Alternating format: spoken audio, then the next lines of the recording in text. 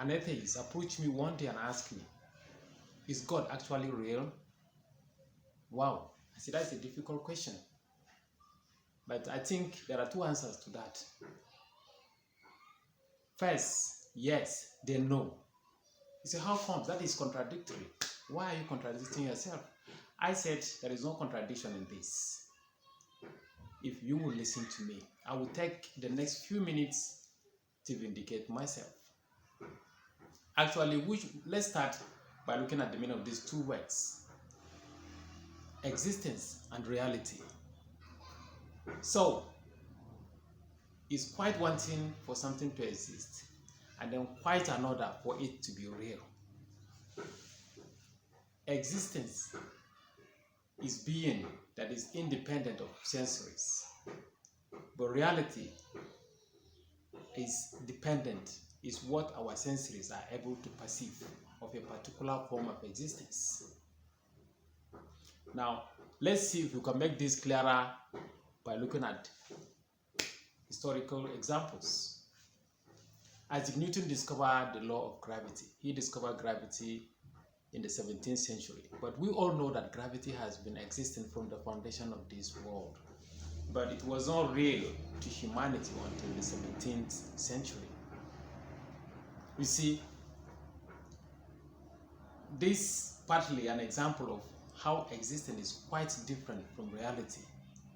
Now, in another example, James Watson and Francis Crick discovered the double helix of the DNA in the 1950s. We all know that the double helix is as old as life itself, the double helix of the DNA. But it was not real until in the 1950s when it was discovered by those two people. So it is quite one thing to exist and then quite another to be real. And the question is God actually real? You see, to those that have the necessary senses, yes. To those that do not have the necessary senses, no. At least not yet.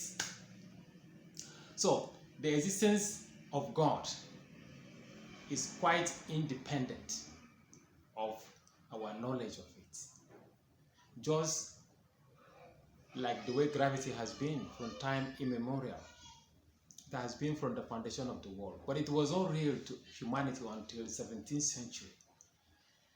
But it was not affected. It was not affected either by our ignorance nor by our knowledge of it. Gravity continued to be what it is before and after the discovery, or after it was made real to humanity. Likewise, the knowledge of God does not affect his essence. That is, our knowledge of him or ignorance of him does not affect his essence. So God exists. Either we have the senses that perceive his reality, or either we have the senses that makes that existence a reality or not. His essence is untouched. Let's take more practical examples in actual life. You see, color is real. It's actually real to only those who have eyes. But color exists even to the blind. But it exists to the blind as an abstract reality. That is, it exists to them as an idea in their mind.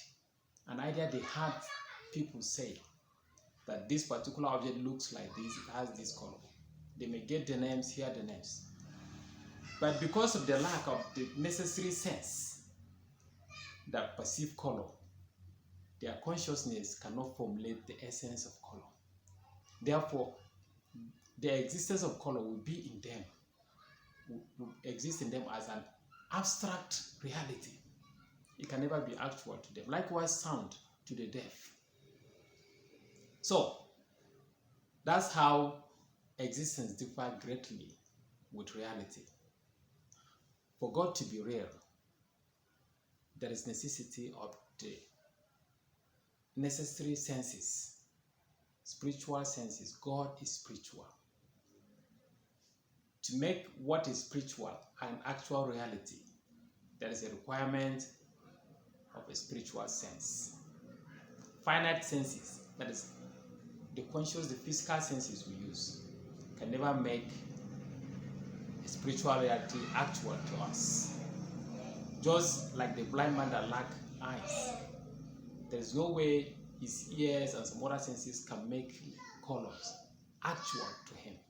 No matter how long or how eloquent you are, how intelligent you are, there is no way, there is no any form of way you can explain color to a blind man, and then that the way it will enable his consciousness to formulate his essence.